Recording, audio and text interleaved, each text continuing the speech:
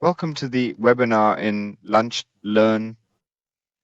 The webinar is being recorded. You'll receive it afterwards as well, and we're very happy to have you here.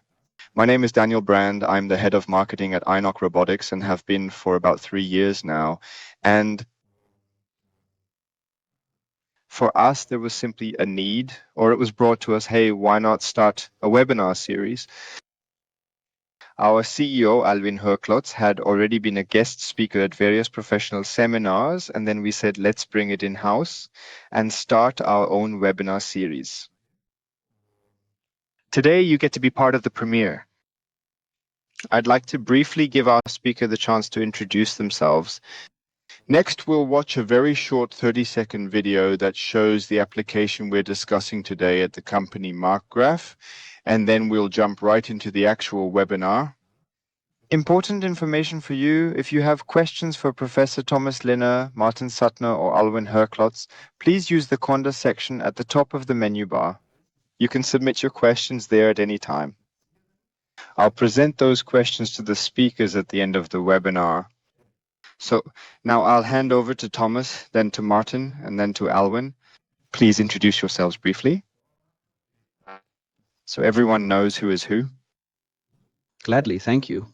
Yes, my name is Thomas Linner. I'm a professor at OTH Regensburg in the Faculty of Civil Engineering, focusing on digital construction, automation, the use of robots in construction, and I'm the head of the Laboratory for Robotics in Construction at the Building Lab here at OTH Regensburg. And yes, I also have a lot of international experience in integrating robotic systems into construction, and I'm really happy to be here because this is, of course, a great use case, which is what we're talking about today, where together with Innok Robotics and Markgraf, we've taken the first steps in applying mobile robotics in construction logistics. Martin. My name is Martin Suttner from the company Markgraf. I'm responsible for logistics as the commercial manager and for our vehicle fleet, and I was mainly responsible for introducing the robot here at our Chemnat site for Markgraf's logistics department. My name is Alvin Herklotz. I'm the founder, CEO, and CTO of Innok Robotics. I founded Innok Robotics in 2012, and since 2021, I've been working intensively on scaling up our standard products, the Innok INDUROS and the irrigation robot Innok Rhinos. Thank you, Arvin. Now I'll briefly share my screen with you, and we'll take a quick look, just 35 seconds, at the video teaser for the Markgraf video that Innok produced. You can find the full video on our website and on YouTube. So here are just a few short moving images so everyone knows what it's about and what the robot does at Markgraf.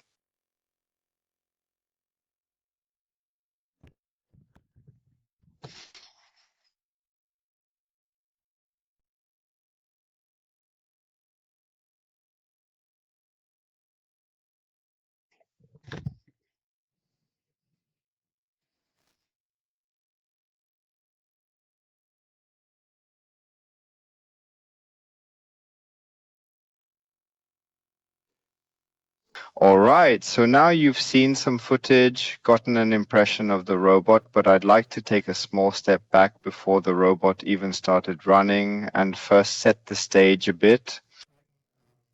Dear Martin Suttner, what exactly was the initial situation at Markgraf, and what problem were you actually trying to solve at the very beginning? Yes, in May of this year, we moved our logistics operations to our new location in Chemnat. And even during the planning phase, it was always important to us to integrate innovative concepts into the new site. We wanted to create modern workplaces, and ultimately the background is that we have a lot of internal transport within our logistics operations. For example, we have a central warehouse where all spare parts are delivered, and from there, the spare parts need to be transported to the individual workshops. Then we have another use case. We have what we call a pickup station within our logistics area. That means our construction site employees order goods for pickup from us. We pick and pack the orders and then make them available at these pickup stations. So you can see we have a lot of goods movement at our site. We have 2 halls and also need to move equipment within the different workshops from A to B. And that's how the idea and the desire came up for us, that we said we want to move these processes forward. We want to automate them and ultimately also carry them out autonomously. Great. And Thomas, Professor Linner, how did all of this come to you? How did you experience it from your perspective? Yes, from our perspective, we noticed that people from the management at Markgraf approached us at the building lab. The building lab at OTH Regensburg is, for the past 3 years, a 4-story building where everything related to digital construction and automation in construction is concentrated. And now the Construction Industry Association is in the building with us, operating it together. There was a management meeting from Markgraf where Markgraf approached us directly. They had already been planning around this topic for a while, but hadn't really made progress because the issue was that the robot needs to be able to work outdoors and also be able to drive indoors. The next step, of course, is to scale it up and ask whether it can also be used on construction sites. And yes, we had already been in talks with various companies for some time, big manufacturers of large logistics systems, who of course weren't really interested in adapting it to such a currently still niche market. So we got involved in the process analysis, also did a bit of a global analysis to see what might fit, and supported Markgraf in defining the requirements. And in the end, together with Markgraf, we established contact with Innok and then gradually moved forward together to implement the whole thing. I think that's currently always the case in the construction industry. Many companies want to automate, want to use robots, but of course they don't yet have the experience that other industries do. And yes, I think that's where we as Building Lab really came in, to specify the use case, to see which robots make sense and how to set up the system. That was, of course, a fantastic phase. The building was still in the planning stage, not quite finished yet. So naturally, we were still able to help shape the environment, which is important for the robot, and influence certain structures. So really, it was the perfect phase to think about such a robot system. And maybe I'm getting ahead of Martin here, but Markgraf is already well known for excellent construction preparation, where, as Martin just mentioned, that these pickup boxes and pickup systems play a big role. And now linking that with the robot in this new logistics system, logistics center, it's a very, very smart move that was made there. Alwyn, from Innok's perspective, what was especially exciting for you when the request came to us? Yeah, I mean, I was really happy when this request came in, and it was quickly clear that this was basically the perfect project for our product. Honestly, I also thought, if this turns into a research project, it's probably going to take forever and maybe nothing will come out of it in the end. But I have to say, I'm really impressed with how it actually turned out. So the Building Lab was definitely the right partner for this,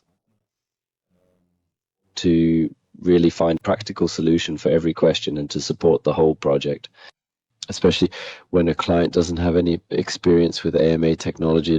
That's when it's always a real challenge to actually consider everything. From our side, we also didn't really have much experience in the construction industry before. And I think that working together as a team of 3 turned out to be an excellent solution, which allowed us to implement everything very efficiently and achieve a great result. Yeah, I mean, technically, we actually had 2 pretty unique challenges that came out of the project. One of them was, of course, that we had to somehow make these processes where we have very different sources and destinations accessible to the user without making it complicated. And the other challenge was that simply because of the structure of these pickup stations, we were, I'd say, forced to technically implement the topic of backing up trailers. A challenge where I used to say, well, if we ever have a lot of time and need a cool challenge, we could try to tackle that. But it quickly became clear that this would be the key to making the project work effectively. And so we got to work and made it happen. And it turned out that this feature works so well that we're now using it in many other places too, saving a lot of space to park trailers at stations. Thank you very much, Martin. We've just heard from both Alwyn and Thomas that on the one hand, the project didn't really have much impact on your building itself. I mean, my robots don't need reflectors, no coils in the floor, really nothing. But you still deliberately took another look at the space planning. So what did that look like for you in practice? Yes, in the end, when planning the new logistics site, we did consider the use of the robot itself. So things like where will the stations be located?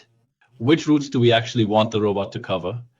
That, yes, but in the end, it didn't have a major impact on our planning because, Daniel, as you already mentioned, it was always important to us to integrate a system that doesn't rely on floor loops or sensors on ceilings and walls so we can stay as flexible as possible. It was always important to us that we could expand the system later on, add new routes, or even change existing ones. In the end, we didn't build the halls around the robot, but the other way around. And in the end, the robot had to adapt to our plans, and it did that very, very well. So that worked out really well. Thomas, what's your take on this? I mean, you see an incredible amount worldwide in the industry, worldwide in automation. Is this a project, a flagship project, even beyond our region, beyond this case for you?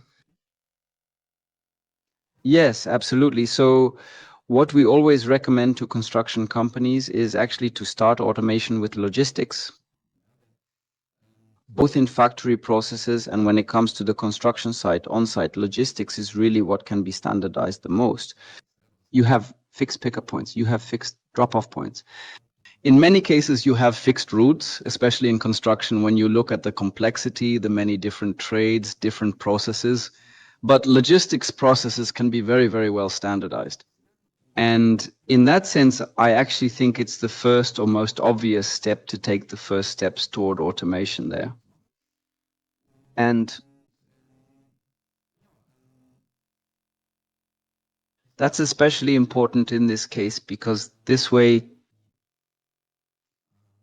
employees in such companies come into contact with it, and you also get feedback on acceptance on how the process is run and so on. As I said, in a use case where you can standardize things quite well. And I think this feedback within companies, when you take further steps toward automation and eventually start to see processes in the factory or on the construction site really as a production system, I think these are the first important pieces of feedback and steps you need in order to Be able to take on other tasks, assembly tasks? So in that sense, I see this as a project with very, very high leverage for Markgraf, but certainly also for others in the industry. Alwyn, you just mentioned that new features were implemented for Markgraf. That's not standard in every project. Now, all customers benefit from the robot's precise reverse driving, but what was it that for you made it interesting to get involved with Innok's standard features, especially in a competitive situation? Well, I mean, our big specialty is really outdoor driving, where, in fact, there are basically no competitors who already have an established solution. You see some approaches here and there, but we've been doing this for a long time and we just get it done. And there just aren't that many alternatives. Especially, of course, if you actually have storage areas outdoors, then it makes even more sense. I mean, we also have other projects where it's simply about going from one hall to another. But the way we see it now with Markgraf, that's really the case. That fits our product perfectly. We drive both inside warehouses and outside as well. We don't always have the perfectly smooth ground that most systems require, but we can also drive over bumps here and there, over paving stones, over thresholds, small steps. For most other systems, those are obstacles where you can't use the system anymore. We have a solution for that, and we're, of course, very happy about that. There are a lot of ways you can use it. And I think the case we're seeing here at Markgraf in the construction industry, that's not just a one-off, but something you find in many places. Great, thank you very much. Martin? Now, we've already heard some details, but I'd like to zoom out a bit and look at the bigger picture. I mean, I was at your place myself, got to film the robot. I think the employees gave him the name Klaus. What advantages would you say does using INDUROS Klaus bring to your daily operations? Acceptance, employees, safety, efficiency? Feel free to elaborate a bit. Well, our Klaus, as our employees affectionately call him, has settled in with us very quickly and is now fully integrated into our transport processes. Of course, it's clear we've seen a significant increase in efficiency since day one throughout the whole thing.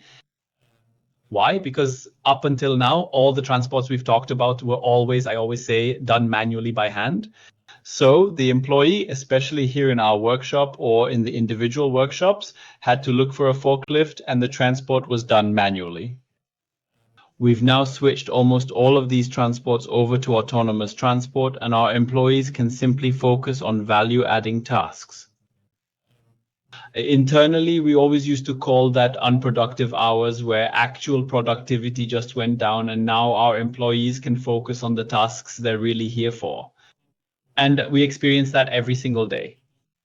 All our colleagues have really embraced it, and honestly, we can't imagine working without it anymore. You also asked about safety. That's absolutely true. We have defined routes. Everyone knows where the robot moves around. And before, the forklifts created a lot of internal traffic on our premises. There was a lot going on, and we've been able to reduce that, which of course has clearly improved safety. Great. And Thomas, from your scientific perspective, this employee acceptance that Martin just described, would you say that's also an important factor, maybe even the most important one from a scientific point of view, or how do you see it? Yes, it is. Hard to say in the construction industry. I mean, in construction, you often have, let's say in other industries, it's sometimes acceptable to lift 5 or 10 kilograms and so on. But here, even movements with 20 or 30 kilograms performed throughout the entire day are still generally tolerated at the moment. But of course, there's also a severe shortage of skilled workers in construction now. People often don't really understand in the construction industry what a shortage of skilled workers actually means, but by now you can clearly see that some construction projects simply can't be carried out anymore. Renovation projects can't be done because there just aren't enough skilled workers. And now, of course, there's an awareness growing that, of course, things like ergonomics and so on are important, workload and so forth. And that's where assistance systems come in a broader sense, from exoskeletons to robots that can paint, robots that help with logistics and so on. These are now coming into focus. And you can see very clearly that when, say, 10 years ago, we did research and development projects with automation rotor systems in construction. Like we went to the companies, they wanted to automate. And yes, so what exactly do you want to automate? Then when there was silence at first. And it actually became clear that part of our research is that we first have to find out what they even want to automate. Now it's like this, when we go to companies, and a good example, it's super clear, here's the bottleneck, we want to automate this. We have a clear use case here, so yes, of course. That's already a big step we're seeing right now, and of course, now you can see it's bringing speed into development. If you don't first have to figure out what the use case is, that's already a topic in itself that takes time. Kakusa surveys and so on, detailed process analyses are needed. Construction companies are now increasingly getting into the position and gaining the knowledge that, yes, here are our bottlenecks and there are no more skilled workers for this area. So now we need an automation solution. And then, of course, there are two factors that play a role. Productivity, of course, has to be there. That's extremely important in construction, as in any other industry. The factor of assistance systems, so things like ergonomics, support, and so on, is becoming more and more important. And I think one of the key elements is simply the acceptance that all of this ultimately gets on the construction site, the site management and so on. It's also the management of the new logistics centers. They have to be on board. But of course, that's not enough. It also has to be accepted by the employees. And I think, how is it being received? What are the challenges there? As I said, the construction industry is just taking its first steps. We don't even know yet what are actually the factors that will ultimately lead to acceptance. So in that respect, it's still an exciting topic. And of course, we're pleased to hear that it's being well received by the employees at Markgraf. So that also has to do with the fact that Markgraf really thought through in which areas to switch to a new logistics center and so on. I think they also prepared the staff well in terms of training and basic digital skills. But I think you really have to be careful and prepare it well. Great. At this point, maybe another reminder to all listeners, please feel free to ask questions. Just use the questions section in the menu bar above. The answers, of course, will be given live today by the speakers. Alwyn, we've heard many times now that the employees really enjoy operating the robot. It's important that they continue to enjoy it that much. So for you, what are the key steps or points from the INOK portfolio that led to this "I like this robot" attitude? Well, basically with InnokCockpit, we already have a user interface that's very intuitive to use. It actually started out with the focus on creating as much transparency as possible so that users can quickly spot problems, solve them, and see what the robot is doing at any moment. Also to make setup as fast as possible so you don't have to spend weeks on site with the customer doing complicated setups. Today, it's actually the case that many customers set up their robots themselves because the operation is now so simple and intuitive that you can not only make changes, but basically set up everything on your own. In this project, we've actually gone a step further and introduced our INOK Bay control, which now really represents the minimum a user needs to operate the robot effectively. That means that we really only have selecting the start and end point, basically, and that in an interface that's so simple, so straightforward that you can use it on the side without really thinking about it, and the user isn't distracted or needs extensive training. I think that's especially important at Markgraf because a lot of people interact with the robot. We have other use cases where that's maybe not the case, where it's enough if one person knows the robot and knows how to start missions or maybe change the robot's schedule. But here, it's really many different people interacting with the robot, and now this Bay control provides a solution that makes that possible. I think we've done a pretty good job with that, and it's definitely a key reason why this use case works so well. Yes, Alwyn, I can really only confirm that. That was also really a requirement for us to make the operation as easy as possible so that the whole range of employees can use it, to keep the entry barrier very low, of course, and to ensure high acceptance right from the start. And that really confirmed it. At our stations, the tablets are mounted, and with just 1 or 2 taps, you can call the robot and send it from A to B. And for us personally and as a company, that was really the key to why it was so well received from day one. I can confirm that as well. I had the pleasure of documenting the project on film at Markgraf, and of course I thought about what I'd like to capture, what the robot would be doing, but in the end it always did something else. And the point was, Daniel, the employees just send it around for anything that needs to be done, and for me that made it even better. Martin, picking up the ball you got from Alwyn on the topic of service, ongoing support from Innok. Looking ahead to the future, maybe you could share a few words about that? Support from the very beginning, I always say, was always on equal footing. It started with project planning, continued through implementation, and now into daily operations. That works great with Innok. And the response time, if there's ever a problem or a question, you get help very, very quickly.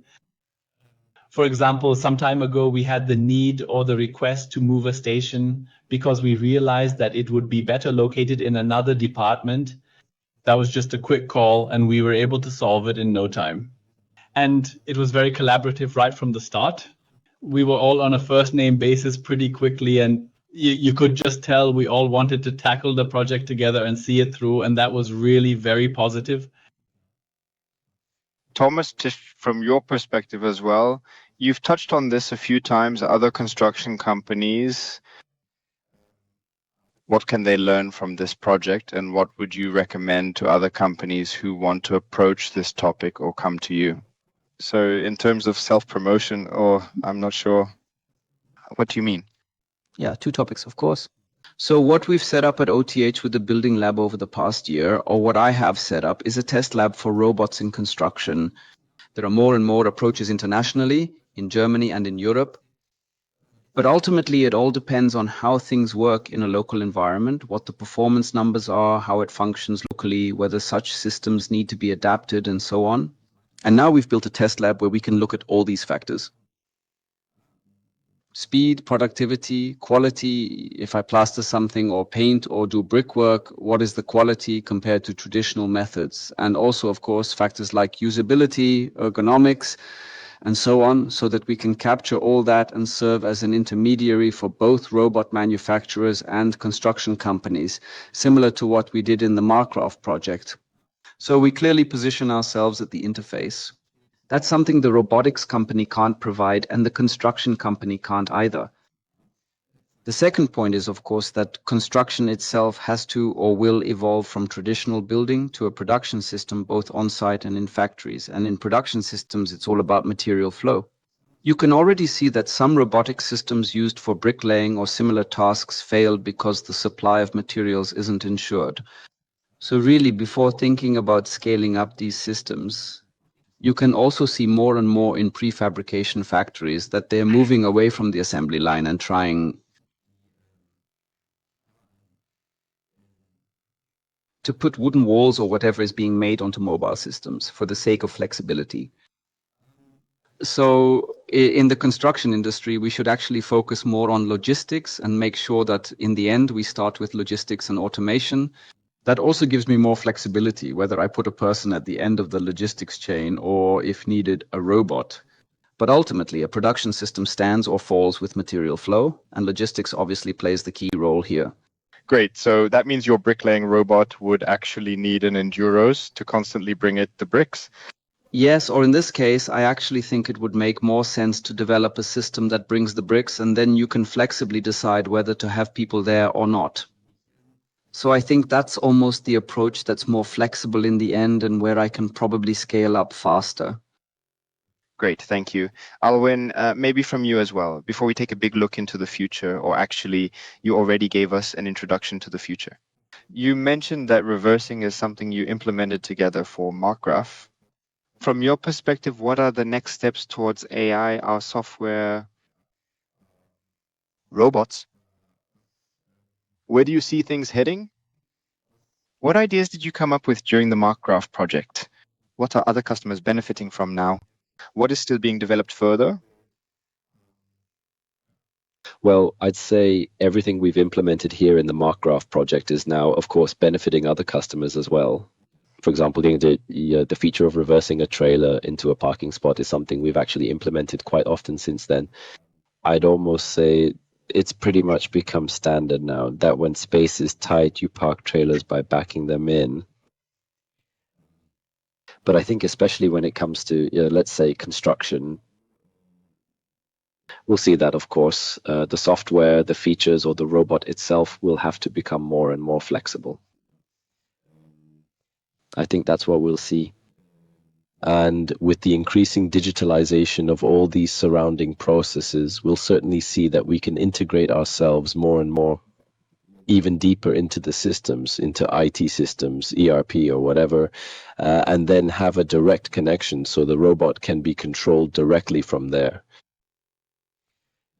I also think what's really exciting for us is to automate more and more processes that are even closer to the construction site, as Thomas just mentioned. I think the construction industry could really use automation overall, like most industries, but in construction, it's always a particularly big topic. But it's, of course, not just about the construction site. But yeah, I think that really has to be the goal, to automate more and more in that direction. That will certainly demand completely new capabilities from the product itself, which we'll then mainly have to implement in software, of course. And yes, maybe just a quick outlook on that. Of course, with every project, we keep developing our software further. Anyone who buys a robot from us today will have a robot in 3 years that can do things it can't do yet. That's something you benefit from continuously, and where development never stands still. You've actually already answered my last question beautifully. My last question for the three of you would have been, if you look at this project in 5 years, well, you just mentioned 3 years, how would you know it was a complete success? Alvin, maybe since you're already talking, you just mentioned 3 years, the robot will be able to do things in 3 years that it can't do now.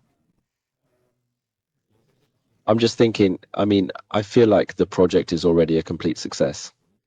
In 5 years, we'll definitely look back on this. We'll see that the robot, that it's become completely normal for the robot to be in use there, and probably not just one robot will be operating, but maybe a few more robots. Maybe there will be a few more projects, a few more applications that have already been implemented by then. Yeah, that's how I imagine it. But for me, there's no doubt that the project is already a complete success.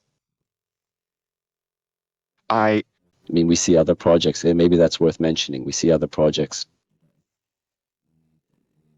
where the robot is just, let's say, something to try out, and then you implement it, and in the end, you're maybe not quite sure if it was really the right approach, or do you roll it out? Do you not roll it out? But here, it's really the case that the robot is actually in productive operation and fully integrated into all processes. And that's, of course, something that always we see that too. That's the key to success. Is that so, Martin? Yes, I can absolutely confirm that. So to your question about the 5-year outlook, it really is the case. I would hope that the system, just as it is now, remains fully integrated with us in our transport processes. And of course, that by then we've found many more use cases where we can push automation even further.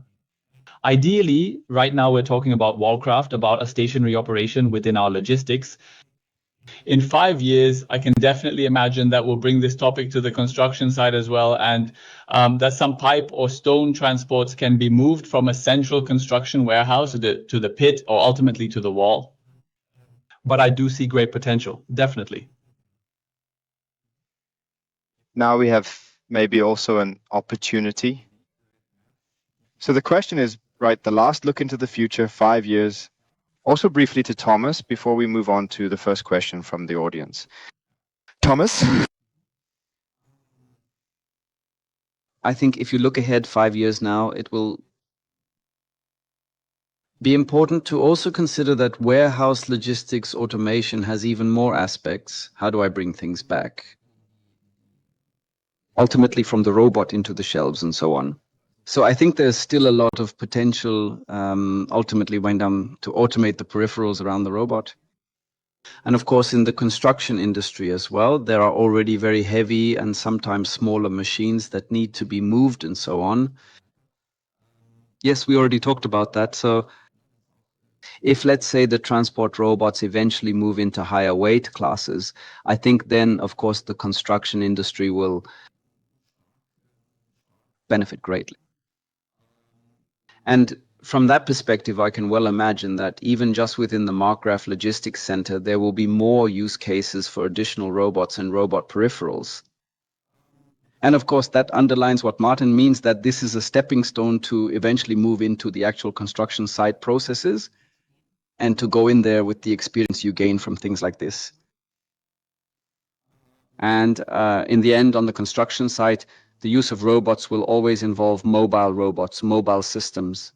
And there you can already see that where you have to say they're simply well positioned. Many of the construction robot manufacturers worldwide are startups. They have some kind of product that does a specific task. But then the construction company doesn't even need it. And then they have trouble developing further. And many only solve individual tasks like painting something, which is useless if you want to finish a wall. There are 4 or 5 steps from plastering to finishing, and just bringing in a robot for one of those steps doesn't help much, and it's hard for them to develop further.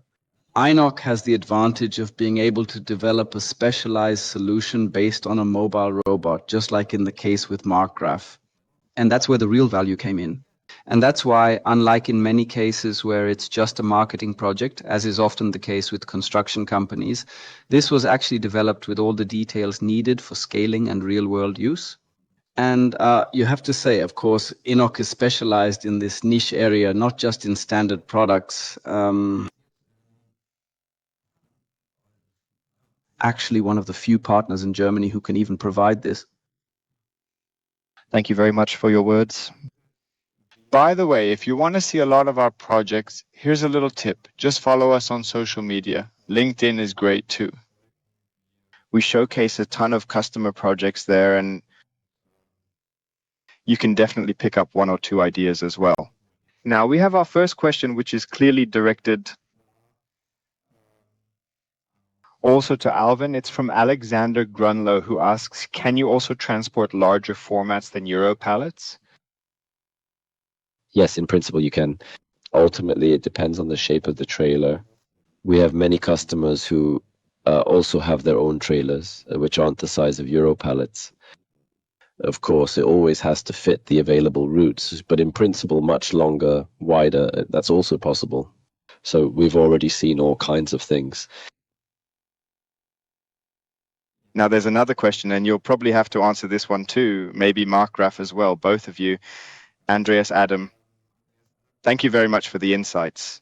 There was a lot of talk about reversing with the trailer, which really looks impressive.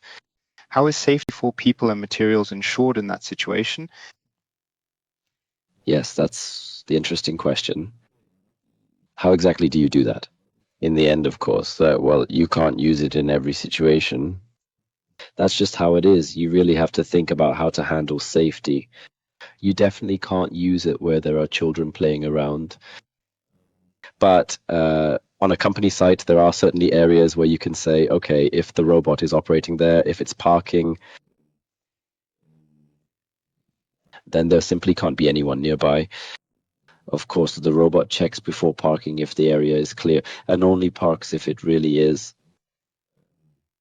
But otherwise, it's really something where you just have to do a risk analysis and consider whether it's acceptable in the specific application area or not. What kind of organizational measures might you still need to take so that it can actually be considered safe? Thank you very much. We're actually way over time at this point. We originally planned for 30 minutes, and now we're at 45. But I can see from the number of participants that it definitely wasn't boring and enlightening for all listeners as well. Before I make a hard cut here, I'd like to give you the chance to add anything else. Alvin, Thomas Martin asks, one moment. Now the question has been removed. So do you want to say something briefly to wrap up, or now's your chance? All right, then I'll start. Daniel, if any specific questions come up from the participants afterwards from our side, anytime feel free, contact me personally or through INOC. That's absolutely no problem. If there are any special questions that come up later, we can gladly clarify them as well. That's always possible and doable. Then let's do it just like that. I think that goes for Thomas as well. And at this point, I want to say thank you, Thomas. Yes, one more thing, because I think many in the audience are from the whole automation and logistics sector and so on. Right now, more and more companies, system integrators and so on are coming to our building lab. And of course, they're seeing that the construction industry is starting to pick up as a market and develop solutions there as well. And if any of you are interested in exploring this as a market with different use cases in various areas, feel free to reach out to us. Great. Thank you very much, Alvin. Also to you. Yes, and from my side, maybe just to add, we're definitely looking forward to many more projects like this or similar ones. And I think we always have good solutions, especially when it comes to covering outdoor areas, difficult ground. We welcome every project inquiry. There are many ways to contact Innok, from LinkedIn to our own website. If you have any questions, please feel free to use these options. At this point, I want to say a big thank you for this great panel to you three speakers. Thank you for the deep, numerous, and insightful perspectives into this project. At this point, just a quick note, as mentioned, today was just the kickoff. We will continue from here. The next webinar in January is already scheduled for January 14th. This time it will focus on the Reynos watering robot, which is already being used in several industrial companies, for example, to water large green areas that can't be irrigated with hoses or other means. Definitely a project that could be interesting in many different ways. As mentioned, we'll be covering the Reynos watering robot on January 14th. At the Lunch Learn webinar, and the next topics on INDUROS transport robots will follow in February and March, especially with a view to the big Logimat, the world's leading logistics trade fair, at the end of March in Stuttgart. So feel free to visit us there as well. We warmly invite you to join us there as well. All the details will be shared in good time through our channels. At this point, Sam, thank you for taking part. Thank you very much for listening, and I look forward to maybe seeing you again at the next webinar. Thank you, and goodbye for now.